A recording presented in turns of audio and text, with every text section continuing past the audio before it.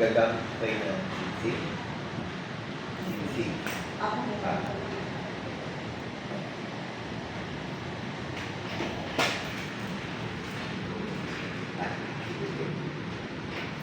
Okay, anyway,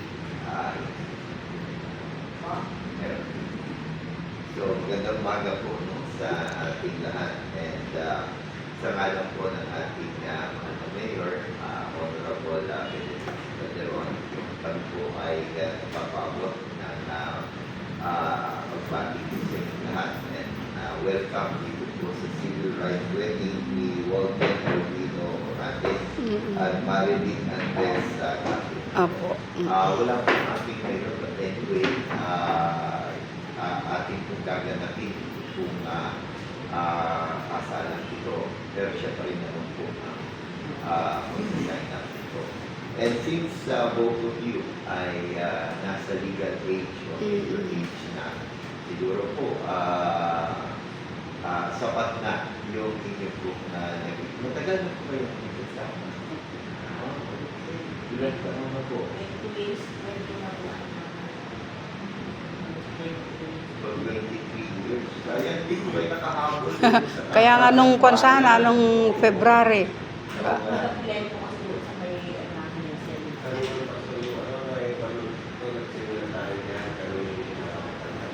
Opo, yan. So, anyway, ito po na magaganap na lang po ninyo, no? Pagkatapos ng 23 taon. No? So, marami na po kayong naging karanasan, nakita na po ninyo na buhay ng pag-asawa. So, siguro po ang aking nalamang gagawin ay patuloy kayong paalalahanan. Ilan na po ang anak niyo? ano po, isa lang po. Isa na. Yeah. Dalawa po siya. Okay. So anyway, nawa ay patuloy po kayong pagpalangin ng Diyos sa inyong pagsasama. Sabi. At ingatan niyo po kayo. Testimony. At siguro kung ating gaganapin, it's just a formality. Maganda po yan na kahit na may nasa edad na tayo, Oo. ay nilalagay pa rin po natin sa ayos. Yung po mga pagsasama. And alam po naman Hindi ko alam yan. Bamlatan ato lang po ay hindi lamang para magawa po ninyo yung pag-ibig na isa sa mata ng Diyos at ng ating kapwa. Dahil may kaugnayan din po ito sa inyong benepisyo, sa inyong anak, o yung po. So, tumayo po tayo at sila lang po. Ay, sila lang po. Sorry po. Oh, okay. Oh, sige lang po. So, nais ko lamang po informal natin yung inyong pagharap sa umaga ito. Para po kay Walden, ang inyong po bang pagharap sa umaga ito ay bukal sa inyong puso at hindi kayo napipilitan lang. Kayo po ba ay nakahanda na kunin na maging asawa? Ito pong si Marilyn. Nangangako po ba kayo na patuloy niyo po siyang mamahalin, aalagaan, at iingatan habang kayo po ay nabubuhay?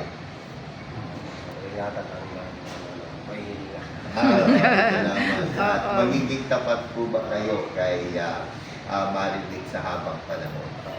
Pagpalain kayo ng Diyos at tulungan niya po kayo na magampanan po ninyo yung pagiging asawa ni Marilyn. Marilyn, ang iyong bang pagharap sa umagang ito ay bukal sa iyong puso at hindi ka napipilitan lang.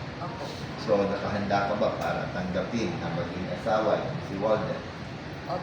Nangangako pa ba na magpapasakop ka sa kanya, patuloy mo siyang aalagaan, mamahalin, pagtitiwalaan at igagalang sa iyong buhay?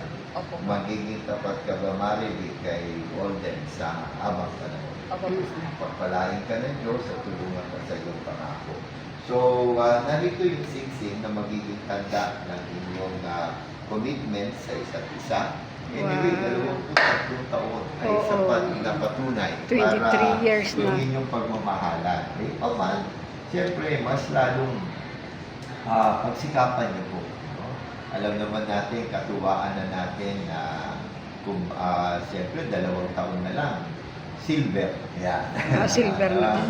At least 25 years. So, kung loloobin ng Diyos, malakas pa, madadagdagan. No? Ang mahalaga po ay tuloy-tuloy ang inyong pag-uunawaan sa isa't isa.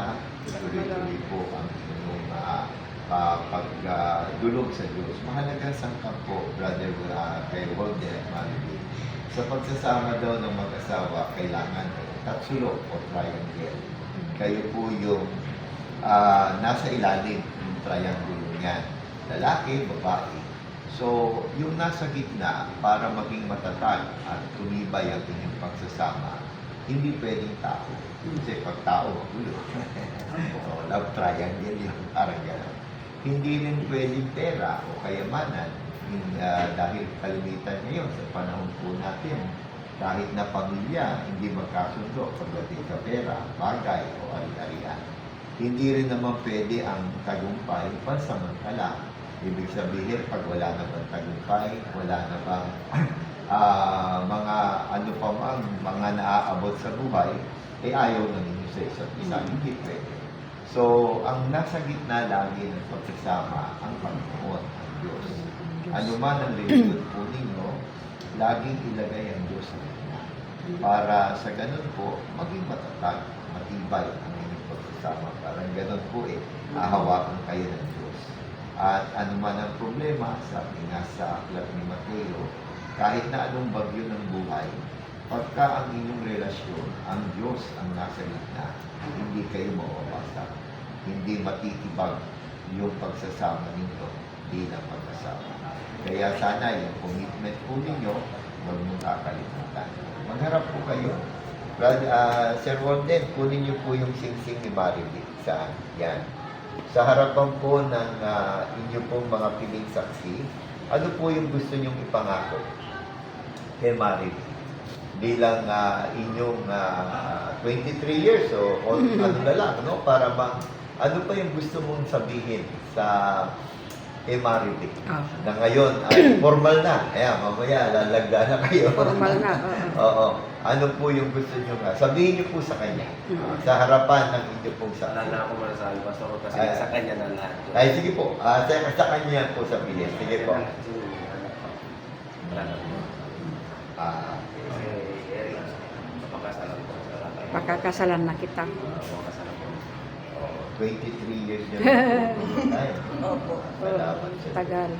sige po. Yun na po. Ha?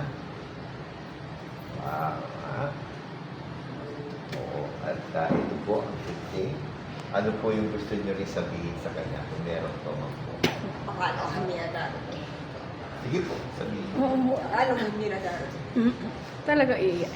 Ang daming struggle, ang daming pagsubok, Pagsubok, okay. mga pagkakripisyo. Salamat at ikaw pinigay ng Diyos. At hayaan mo at pagtitiis at pagkita. Mahabang pagtitiis at andyan ang Diyos at lagi nakagabay. Oo. Hindi niya tayo magagawin. Yan. Wow. Makita niyo po sa kanila. Makita niyo po yung singsing nyo. Wow. Palakpakan po natin. Palakpakan. Okay. Ayan. Salamat po. Purihin na Diyos. So, dito na po kayo para sa pagpirma. Di kayo po. Perma. Mauna po kayo. Mauna ka, ma'am. Okay, mauna po kayo. Para makita. Dito po yung pirma ninyo. Yan. Huwag niyo pong babaguhin yung dati yung pirma. Ano po? Baguhin. 4 na kopya po yan. Pirma lang po. Oh, wala pong expiration yan, ha? Oo. Habang buhay na po yan. Oo, hindi na siya pwedeng ma-renew. Okay. Palit po kayo, no? Sir Walden naman. Sir, ito naman kayo rin po. Husband. Pirma lang po. 4 na po.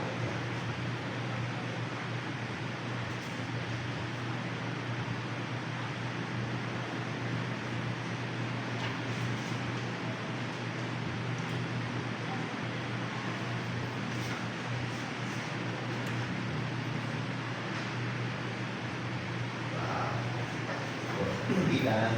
Po. Dito lang po kayo. Yes po kayo tumayo. Hawakan niyo po. Paki-picture niyo lang po, ma'am. Para may